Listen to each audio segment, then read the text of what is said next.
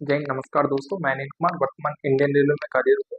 दोस्तों, ये वीडियो काफी ज्यादा इंटरेस्टिंग भी रहने वाला है और काफी ज्यादा इंपॉर्टेंट भी रहने वाला है, क्योंकि बहुत सारे कैंडिडेट का यहाँ पर कमेंट भी था कि भैया जो नॉर्मलाइजेशन मार्क्स है, यानी कि एग्जाम देने के बाद में जो हमारा नॉर्मलाइजेशन मार्क्स ऐड होता है वो कैसे होता है। तो दोस्तों, इस वीडियो के अंदर मैं आपको पूरा हिस्ट्री बताने वाला हूँ कि आपका जो नॉर्मलाइजेशन मार्क्स है वो एक्चुअली में कैसे रहता है। आप आंसर की आने के बाद में आप खुद अपना जो नॉर्मलाइजेशन मार्क्स है वो चेक कर पाओगे कि एक्चुअली में जो आपका नॉर्मलाइजेशन मार्क्स है वो कितना बढ़ने वाला है।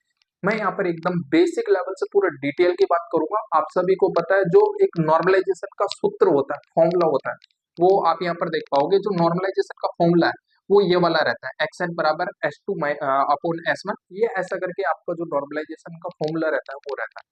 तो इसको कैसे सोल्व करते हैं, और आपके नंबर मान लो 60 नंबर आ रहे हैं तो आपके नॉर्मलाइजेशन कितना बढ़ेगा, ये सारी चीजों की बेसिक से बात करूंगा। नॉर्मलाइजेशन की डेफिनेशन मैं आपको पहले बता देता हूँ कि आपकी जो एग्जाम देने के बाद में जो आपकी मुख्य परीक्षा है उसको देने के बाद में जो आपका एक रियल मार्क्स आता है, जो आपका रो मार्क्स आता है, उसके बाद में जैसे ही आपका रिजल्ट बनता है तो उसमें जो बढ़े हुए आपके जो एक्स्ट्रा नंबर है उसी को हम यहाँ पर नॉर्मलाइजेशन मार्क्स बोलेंगे। जैसे सपोज दैट आपके आंसर की के अंदर आपके नंबर आ रहे हैं 60, और फाइनल जब आपका रिजल्ट आता है तो आपके नंबर बन रहे हैं वहां पर 64।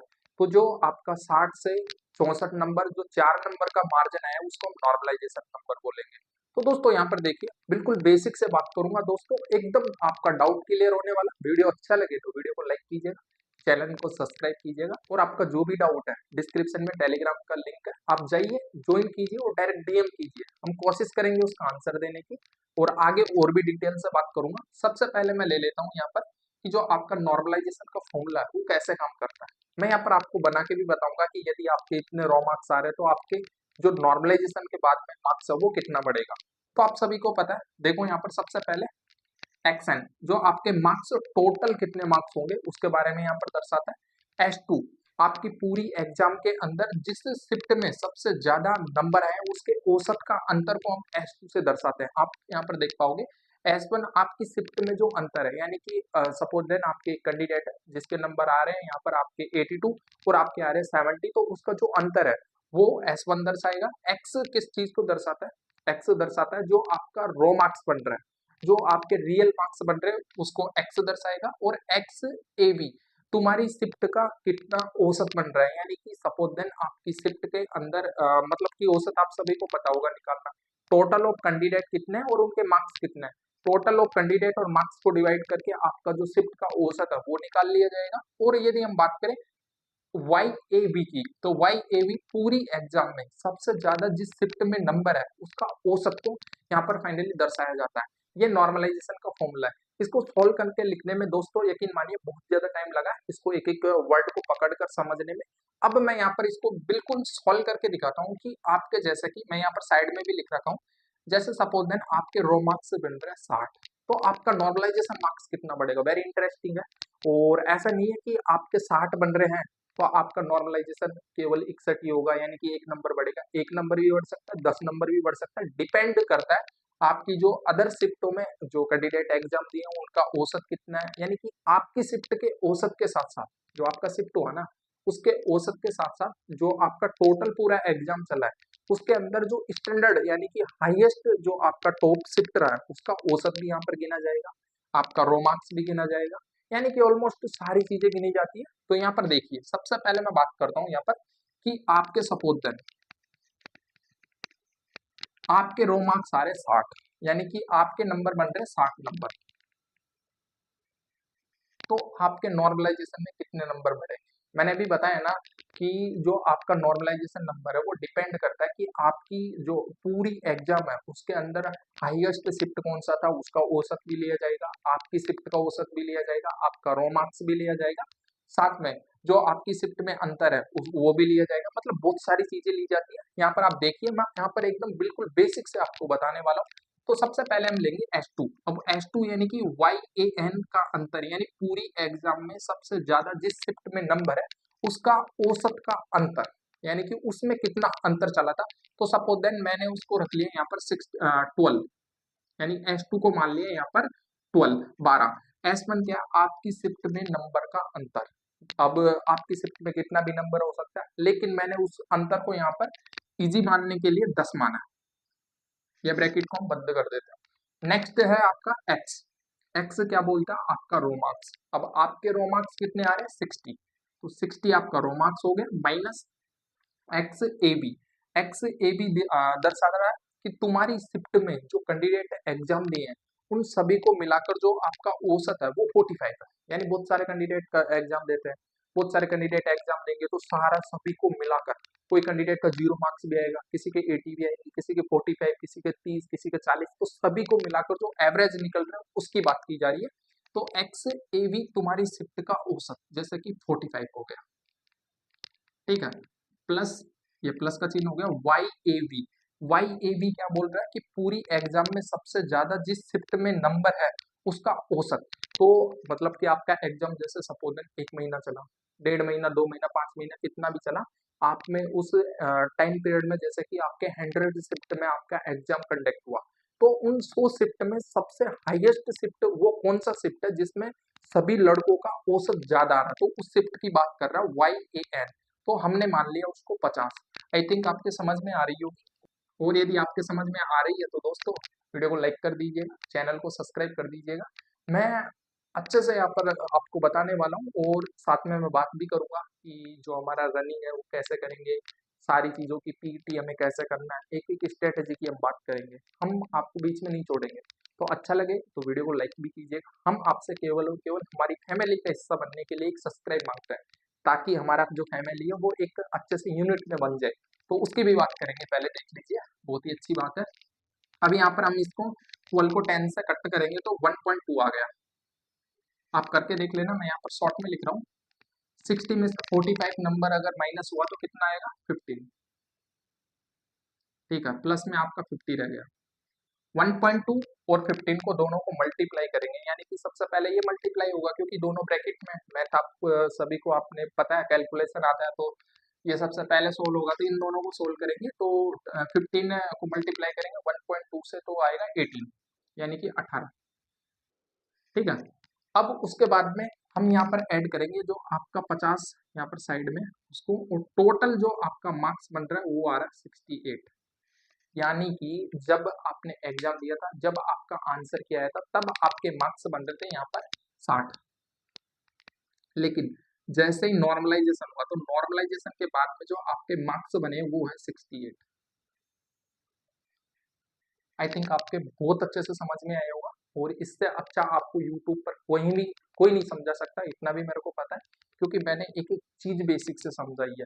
और ये भी समझाया है कि आप सभी लोग कमेंट कर रहे हो ना, मेरे पास लगभग नॉर्मलाइजेशन मार्क्स के बारे में अगर चर्चा करते हुए मैं मैसेज की बात करूँ ना, यानी कमेंट की बात करूँ ना, तो कम से कम मेरे पास 800-900 कमेंट होंगे, इससे ज्यादा नहीं है। मैं भी ऐसे नहीं बोल सकता मेरे पास 10,000 कमेंट है, 20,000 नहीं, लेकिन 700 या 800 कमेंट के बीच में होंगे, और ये लगभग 1.5 महीने के अंदर आए।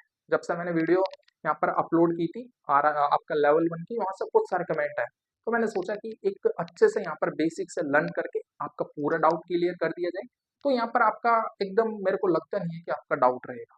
अब एक सवाल होता है कि आपके 60 बन रहे तो क्या आपके 68 ही बनेंगे? क्या नहीं, आपका 61 भी रह सकता है, आपके 70 भी बन सकते हैं, आपके 65 भी बन सकते हैं। वो डिपेंड करता है कि जो आपकी पूरी एग्जाम हुई है उसके अंदर सबसे ज्यादा स्टैंडर्ड जो शिफ्ट है उसका औसत कितना है, आपकी शिफ्ट में जो औसत है वो कितना है, यानी कि आपकी जो शिफ्ट चली है उसके अंदर औसत कितना है, आपके रो मार्क्स कितने हैं। सपोज देन आपके तो 60 ही आ रहे हैं, लेकिन आपकी जो शिफ्ट है उसमें औसत नंबर 45 से 50 हो गए, होता है ना। अब जैसे कि मैं यहाँ पर 50 नंबर रख के देखूँ, अब यहाँ पर आप देखिए, जैसे कि तुम्हारी शिफ्ट में 45 नहीं, आपकी शिफ्ट में जो औसत है वो 50 है, ठीक है, यहाँ पर भी बढ़ जाएगा। मैं यहाँ पर देख लीजिए, पहले यहाँ पर समझाने के लिए बोल रहा हूँ। अब कई सारे कैंडिडेट ऐसे बोलेंगे कि पूरी एग्जाम में सबसे ज्यादा जो स्टैंडर्ड शिफ्ट है उसी का ही 50 है, तो ये 50 कैसे आ सकता है? सपोज देन आपका शिफ्ट ही स्टैंडर्ड रहा, समझ रहे हो ना, तो 50 नंबर यहाँ पर ले लीजिए, ये 45 की जगह हम लेंगे यहाँ पर 50,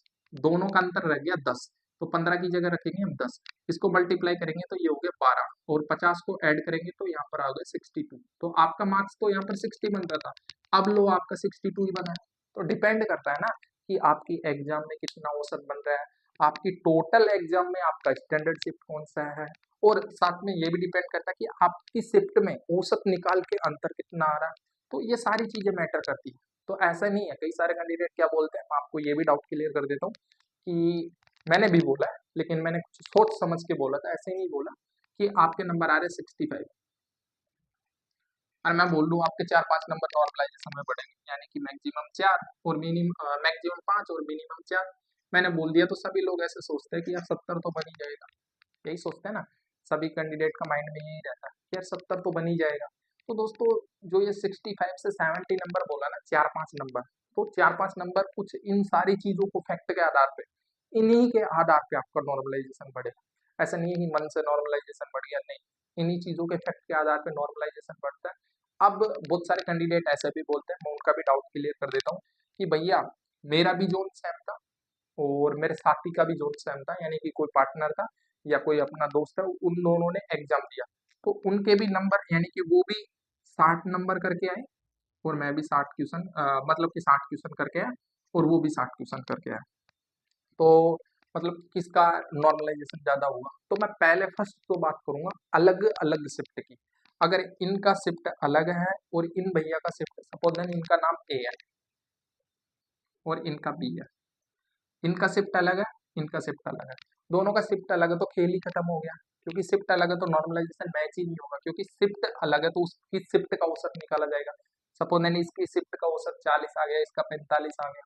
हाँ, समझ रहे हो ना, बस ये सेम लगेगा, यानी पूरी एग्जाम में सबसे ज्यादा जिस शिफ्ट में नंबर है उसका औसत सेम लगेगा, बाकी इसमें से कोई सा भी जो फॉर्मूला है उसमें से कोई सा भी यहाँ पर मार्क्स जो नंबर है वो सेम नहीं लगेगा। अब इसके अंदर भी बहुत ज्यादा इंटरेस्टिंग बात है कि नॉर्मलाइजेशन कितना बढ़ेगा, दोनों का अलग अलग बढ़ेगा, लेकिन अगर आपका एग्जाम एक ही शिफ्ट में है, एक ही टाइम में है, तो आपका जो मार्क्स है वो सेम बढ़ेगा या नहीं बढ़ेगा। तो दोस्तों, कुछ नॉर्मलाइजेशन यहाँ पर जो मार्क्स होता है, जैसे कि सपोज देन मैंने क्वेश्चन किया, मैंने 70 क्वेश्चन करके आया, मैंने 70 क्वेश्चन किया और मेरे राइट राइट क्वेश्चन बन रहे 62, ठीक है, मैंने 8 उसमें से रॉन्ग कर दिया, तो 8 का 2.67 नंबर कट हो गया, तो इसमें से अगर कट हो गया तो कितना बचा, 59.33, आई थिंक गलत नहीं हूं तो यही रहेगा, इतना मेरे मार्क्स बचे। मैंने किसी का मतलब कि यहाँ पर ऑब्जेक्शन की लगाया, कोई क्वेश्चन को मैंने ऑब्जेक्शन की में लगाया, मेरा क्वेश्चन सही हो गया, किसी ने नहीं लगाया, मतलब किसी का नहीं हुआ सही, ये सारी चीजें मैटर करती है, तो उसी के आधार पे फिर नॉर्मलाइजेशन होता है। तो कई सारे कैंडिडेट ऐसे बोलते हैं, यार मैंने भी एग्जाम दिया था, मेरे भी 65 थे, मेरे साथ के वाले ने भी दिया था, उसके भी 65 थे, तो हमारा दोनों का नॉर्मलाइजेशन, उसका 20 बढ़ गया, मेरा 2 माइनस हो गया, ऐसे नहीं होता दोस्तों, ये हमारे कहने की बात होती है।